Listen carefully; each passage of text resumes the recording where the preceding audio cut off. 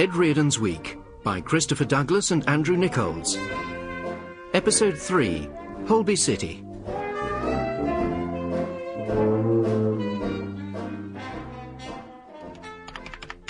Friday. Water dripping through the ceiling relentlessly. Council tax now 3 months overdue. But my researches must continue. Substitute Berkhamsted for the stews of St. Petersburg, and Ed Reardon's life and Dostoevsky's are virtually the same. I, too, may be in the gutter, but I can still look at the sky. Sky 1, Sky 2, and Sky Sports 3 Digital, which is currently on offer for an extra £9.50 a month. For another 10, you can also get the Playboy channel, but I didn't quite have enough for that. And anyway, work must come first.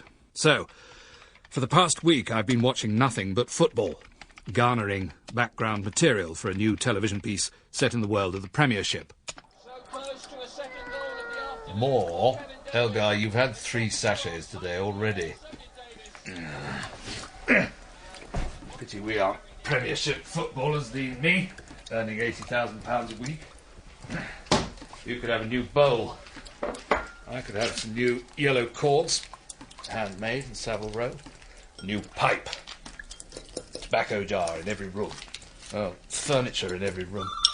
There. Now, let's just see who that is first, shall we?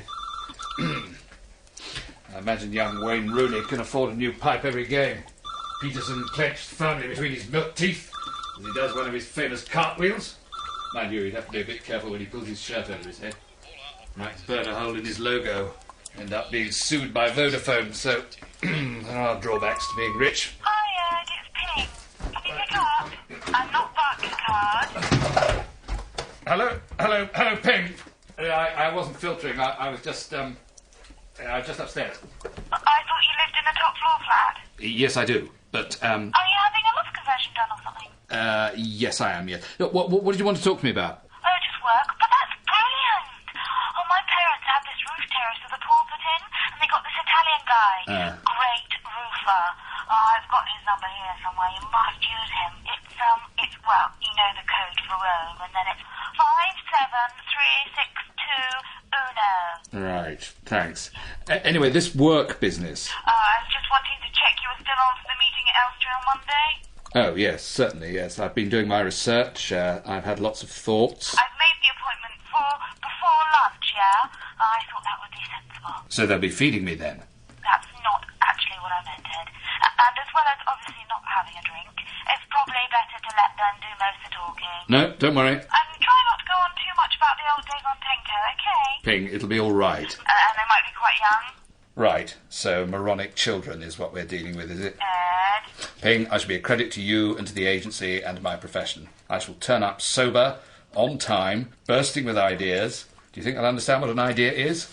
No, they're probably a bit young for that, aren't they? Ed, stop it. I'm joking.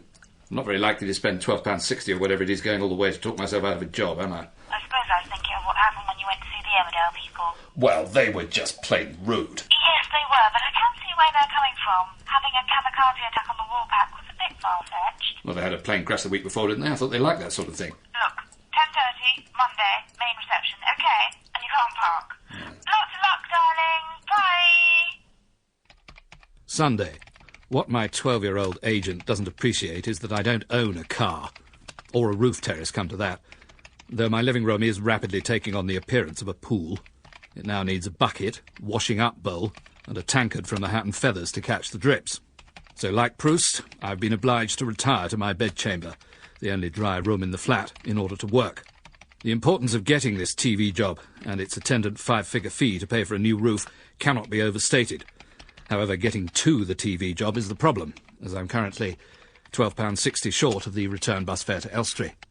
You have email. Ah, let's see if this is the answer to our problems. Yep, off the keyboard, please, Elgar. €3? That won't even get me to Radlett. The bidding on eBay for the original typescript of my episode of Tenko, Escaped from the Bamboo Noose, has been disappointing. Nary a nibble from the various Japanese libraries which would be an obvious home for this particular Ed Reardon work. But the big selling window won't start for an hour or two, when America wakes up and the major collectors start trading punches. No, you'll just have to be patient, Elgar. You and your expensive Felix Senior habit. That's why we're having to do this. I wonder what Tom Stoppard's cat eats. Probably something with an anagram on the tin. I'd much rather not have to do this. Hate the thought of my work leaving the country. Especially to America. Maybe the lottery fund will come in and save it for the nation.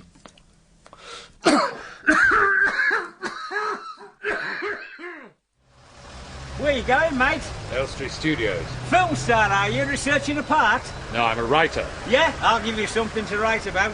Delivering carpet tiles. Ah. Been doing it 11 years. Oh, the stories I could tell you. Hop in. No, it's okay. The fresh air will do me good, thanks.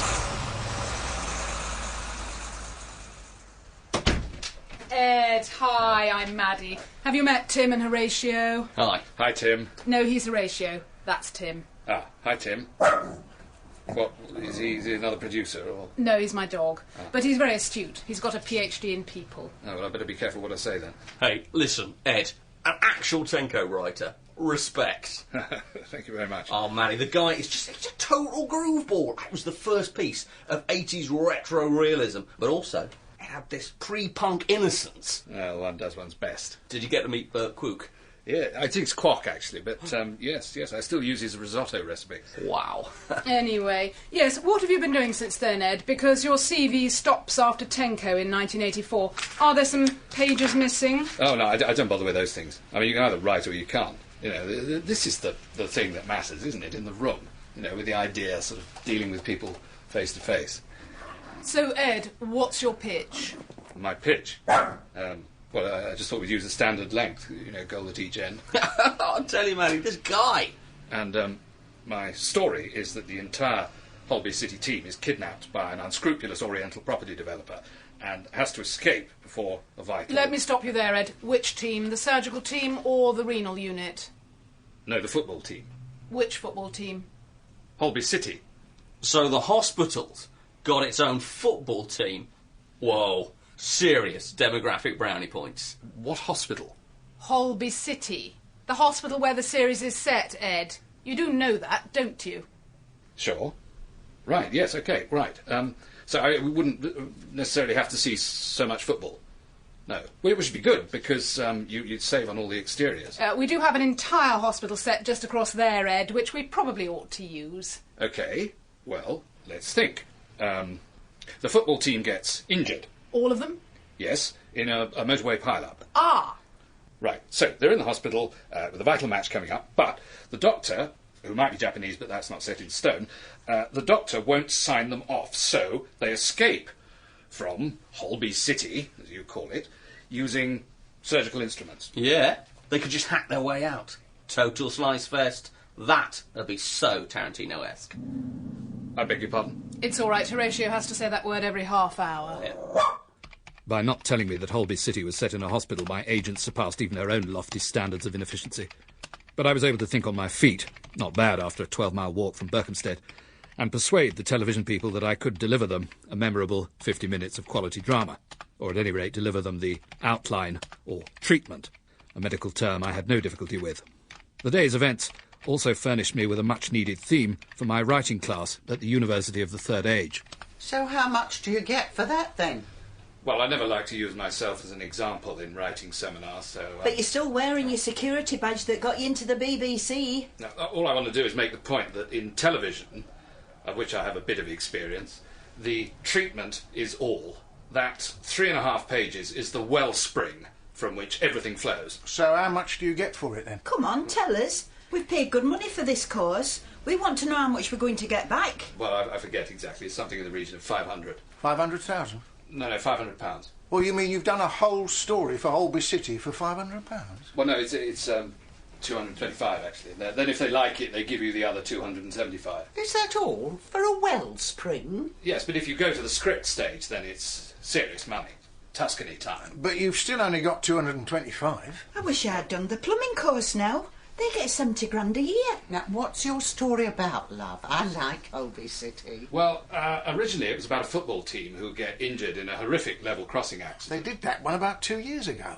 Saw it at my niece's. Yeah, as the script editor discovered. So now it's about Dr. Kamal and his ex-wife stalking him, possibly at a level crossing, but that's not set in stone. Can't he get off with that new coloured nurse? I like her. She's got a bit about her. Oh, she's sweet on that driver with ringlets. Anyway, the current thinking is that the ex-wife kidnaps Dr. Kamal and keeps him prisoner until he escaped during a torrential downpour that floods out the basement where he's being kept prisoner. Sounds a bit like that Tenko story he keeps showing us. Yes, but they don't know that. Well, don't stand underneath it then. I'll just move your bowl, all right? Look, there's a dry bit there. Now that's it, till this evening. Tuesday. The leak in the ceiling has now spread from the kitchen to the bedroom, forcing me back out to my desk in the living room, where draft 3 of The Treatment has also taken an unexpected turn. Dr. Kamal's ex-wife has been arrested for shoplifting, or rather the actress who plays her has, necessitating what Horatio, the 12-year-old script editor, is pleased to call a tweak. In plain English, this means rewriting the whole plot, so it's now the new black nurse who's being stalked and kidnapped by Dr. Kamal, or possibly her babysitter, who's just discovered she's the child's real mother. I'd be happy to give the lot of them a fatal superbug, but I really do need this £500 fee to pay for the plumber whose services I've just engaged, and whose inane conversation and requests for tea and toilet facilities I steeled myself to accommodate. Come in, just in time. The floodwaters are closing inexorably over my head. Oh, I hope not, sir. I'm sure we can reach an agreeable settlement. If you'd like to look at my ID. Well, bailiffs? That's right, sir, bailiffs. We tried dressing it up with all sorts of other titles and customer-friendly slogans on laminated cards, like, here to serve you, with a writ. Losing your possessions just got easier. Really, it's just an insult to your intelligence. Yes. So, yes, we're the bailiffs. Or rather, I am the bailiffs, because we're all feeling the pinch these days.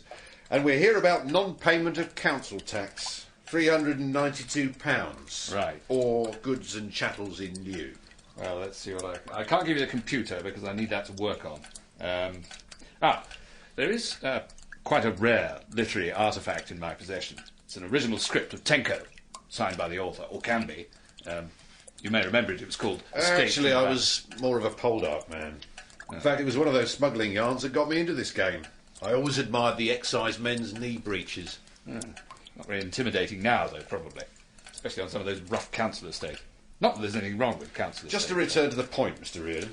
Yes. Well, I suppose my rack of pipes and tobacco jar probably worth quite a bit. But they're the tools of your trade, too, by the smell of it. Have you considered paying cash? No, I haven't. Oh, I can give you a cheque. Certainly, sir. Ah, right, OK. £392. Payable to... Hertfordshire County Council, sir. And I'll do you a receipt. Afraid it's still got the smiling cash register saying ka-ching, but we're phasing these out. Yes, this is nerve-wracking enough without the gallows humour. Oh, the gallows went a long time ago. Apart from the Liverpool area. They seem to like it up there. Nasty leak you got, Mr. Reardon. Yes, I thought you were the plumber, that's why I opened the door. Yeah, looks like it started here, then ended up ponding over there. Could be a mouse. A mouse? What, a mouse that's incontinent? No, bitten through the pipe. They're all plastic these days. One chomp and it's through. You want to get yourself a cat? I've already got one. Must be feeding it too much, then. That's all in order. I'll leave you alone now. Dream on, Elgar. Earn your keep for once. I thought the bailiff's intuition might at least have knocked a bit off the plumber's bill, but no such luck. A mouse? If I had £1 for every time someone said that, I'll be on 250k a year instead of just 75. Yeah, all that lot will have to come down. Tuesday wasn't my day, nor for that matter did it seem Friday would be. With 3 working days having elapsed and the council tax cheque about to be presented, it was back to Elstree, where I awaited the reaction to draft 5 of The Treatment with rather more than casual interest. But you said it was 500 times better. It is. You just need to look at the beats of Act 3, maybe move some of them to Act 1, give the arc of Act 2 some grunt. There you are, bosh bosh. It really is all there, Ed. So are you accepting it, then? Accepting it, we love it. So is that a yes? Just needs a few more tweaks. You mean tweaks of the tweaks I've already done? No, those tweaks are great. Just tweak the beats a bit more. And add some grunt. Grunt is our DNA, Ed. Well, do you want to mark in the treatment where you want the grunt? I mean, just put arg or something. Oh, come on, Ed, you're the writer. Look, I'm sorry, I've got to pick up Tim from the vets. Cool. Ed, shall we share a cab to the station? If this goes well, you might want to think about doing another one for us, because, you know, we're 52 weeks a year now, and there aren't that many good writers around. Oh, that's very flattering, but I'm not sure I've got the grunt in me. You mustn't take too much notice of Horatio. I don't know how much longer he'll be with us. Yes, once they hit 13, they're past it. No, I mean he's being headhunted by Strictly Come Dancing. Joe Loss and the band had better watch their beats, then. Can you stop, please? Sorry, have I gone too far? What? No, I've got to buy a birthday card for Art Malik. Won't be a sec. Seconds turned to minutes, and minutes turned to annoying anxiety as the taximeter clicked over into double figures, with a rapidity matched only by my escalating heart rate. Normally, the correct procedure, as laid out in the Writers' Guild guidelines, would have been to jump out of the cab and run away. But the prospect of future work filled me with optimism and led me instead to the nearest cash point to try and secure my half of the split. Oh, that's absolutely ridiculous. I only wrote the cheque out 3 days ago. Not a very good actor, are you? What? Not much of a writer either, as I remember. Who are you? You're Ed Reardon, aren't you? Yes. You killed me off in Tenko, you git. Did I? I'm Dave Wang. They told me I was in for another 5 episodes till you came along, Mr. Big Scriptwriter. Next thing I know, 6 old biddies in flowery dresses make a break for it, and I fall off the bamboo ladder and drown in the swamp. Thank you very much. That's a good story, though. You know what the ending was? We lost the caravan. The wife left me. Then the cafe went as well with the divorce. Well, look, I'm awfully sorry. She wouldn't let me see the kids, and I ended up in a hostel. Ooh, I'm awfully sorry. Now look at me. I'm working as an extra pushing trolleys on Holby City for 70 quid a day. So it all worked out for the best in the end? No, it did not. I was set to break into movies. I was up for a Bond film. Cannon and Ball Christmas special. Book at bedtime. Then you. Ed, come on, I'm going to miss my train. Look, I'm going to make this up to you. Oh, yeah, right. That's the producer over there. I know. I've done 73 of these. Same old trolley. How about a speaking part? What, still writing for a living, are you? Well, you couldn't call it that, no. Don't look like a writer. State of those shoes. Well, you want to try getting money out of this lot.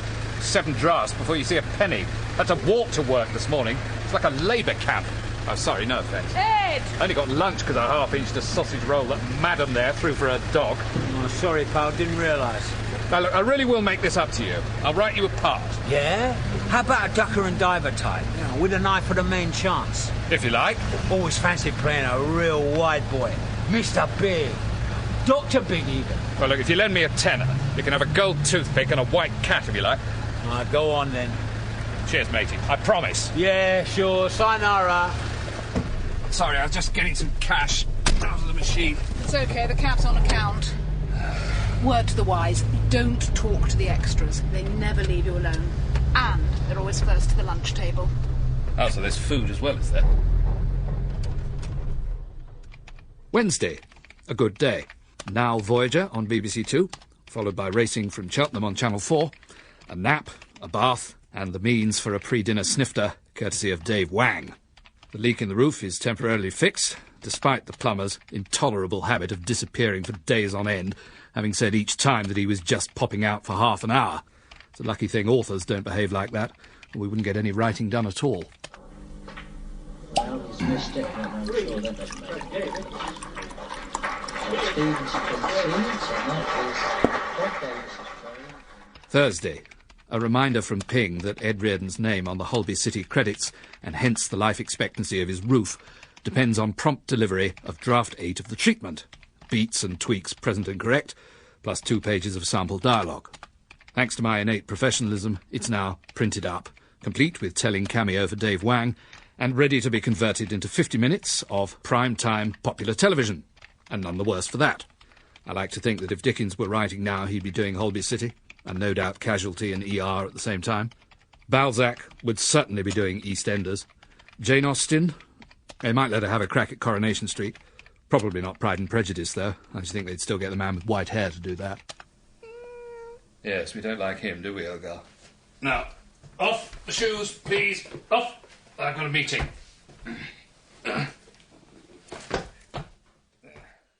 Ed, did you get the specimen script we sent to you? I did. I read it. We thought it might help you get your head round, 21st century dialogue. I mean, I'm not saying you're old-fashioned. Oh, I'm touched. Perhaps I am saying you're old-fashioned. Is that what I'm saying? I don't know what I'm saying. Maybe what Horatio means is that young doctors don't call student nurses blithering nincompoops much these days. Well, we can tweak that, surely. Well, that's why we sent you the script, to show you the way Holby characters talk. I mean, in a confrontation situation, they're more likely to say something like this. Here, see. Yes, I noted that exchange. Sort it out, Shireen, or I'm going to go medieval on your ass. Yeah, but it doesn't seem very 21st century to me. It seems more 14th. Now, what's it mean, anyway? I mean, is he intending to inscribe a large illuminated letter on her behind? Now you're being silly, Ed. No, tell me. I really want to know. All right, something else. Your trolley dialogue. What's wrong with it? There isn't any. Well, they're running down a corridor. They're pushing a man with a severed jugular. They're out of breath, covered in blood. They're not going to discuss their boyfriends. Well, that's exactly what they should be doing, Ed. Here's the thing, right? The more serious and messy the emergency, the more trivial the conversation. Dramatic juxtaposition, yeah? Cardiac arrest, they talk about the wedding list. Motorway pile-up, karaoke night. You've just got Dr. Kamal saying, I think he's a goner. Where are you off to? I think I'm a goner too. No, Ed, calm down. Cool. You've gone completely red. Even under your beard, you can see it. Come on, sit down. No, you're quite right. I'm not going to walk out. Instead, I'm going to do exactly what my agent told me not to do, which is to point out that in my entire 35 years as a respected writer... Just a minute, Tim, I haven't started yet. I have worked in publishing, I've worked in the theatre, BBC Radio, I have even worked in the intellectual black hole that calls itself Hollywood. But I have never been confronted with such a display of dumbing down is too charitable, of sheer, surpassing, thoroughgoing asininity. Good morning. See? There you go again, Ed. This sucks would have done it in 2 syllables. I know it was stupid. I know I shouldn't have said it. No, you're right. I read it. It was too good for them. As long as I didn't get you into any trouble. You read it? What, all 3 pages? Yeah. What did you think of the Chinese porter's subplot? About him selling the patient's organs? Great. Funny. Yeah, I was quite pleased with it.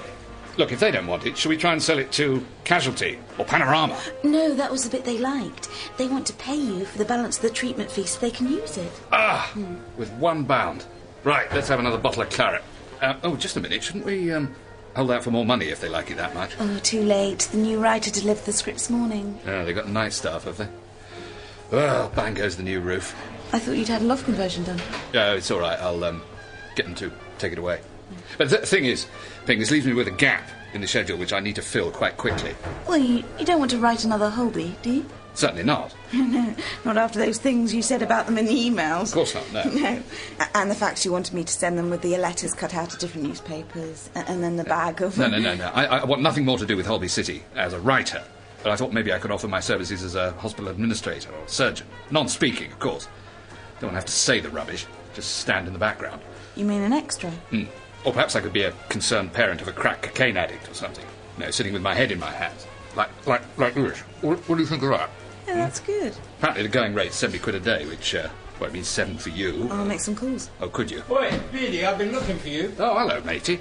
Told you I'd make it up to you. Buy me a drink if you like. We're on claret. Ping. Have you met Dave Wang? Or as he's about to become known, Henry Tan, the hospital porter with a dark secret. Hi, Dave. And also a bit of hinterland, which I think is rare for a character in television drama these days. Can I have a word outside? Well, this is my agent. You can say anything in front of her. Hard to put into words, really. I suppose what I'm trying to say is...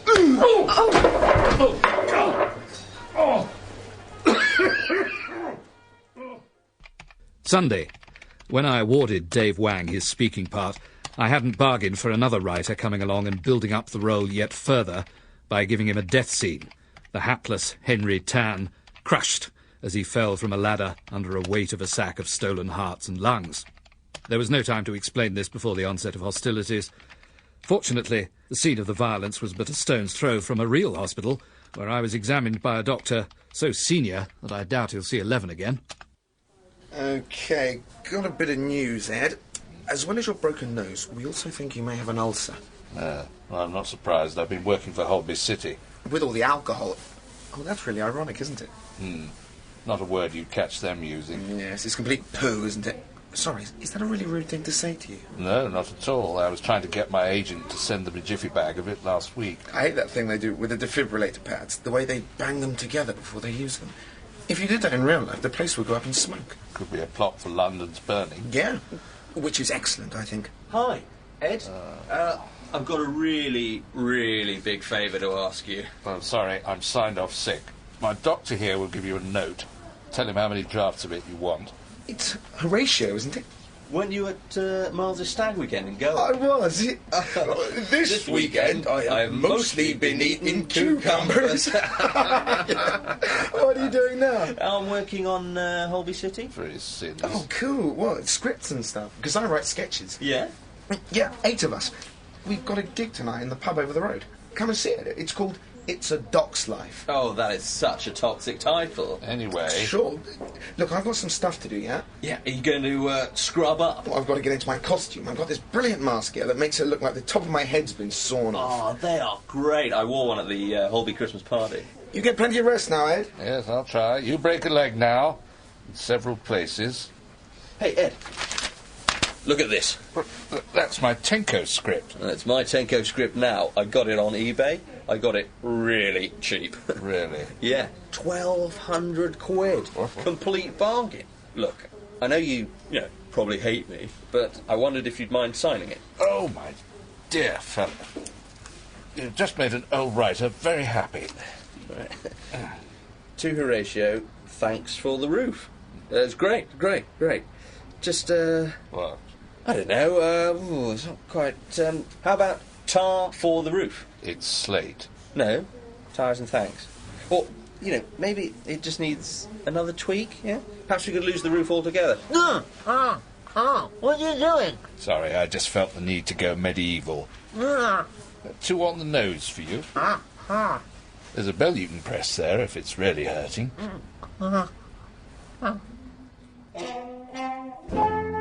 Ed Reardon's Week starred Christopher Douglas, with Stephanie Cole, Sally Hawkins, Martin Hyder, Rita May, Geoffrey McGiven, Adam Shipway, Dan Tetzel, Vicky Pepperdine and Geoffrey Whitehead. It was written by Christopher Douglas and Andrew Nichols. The producer was Simon Nichols.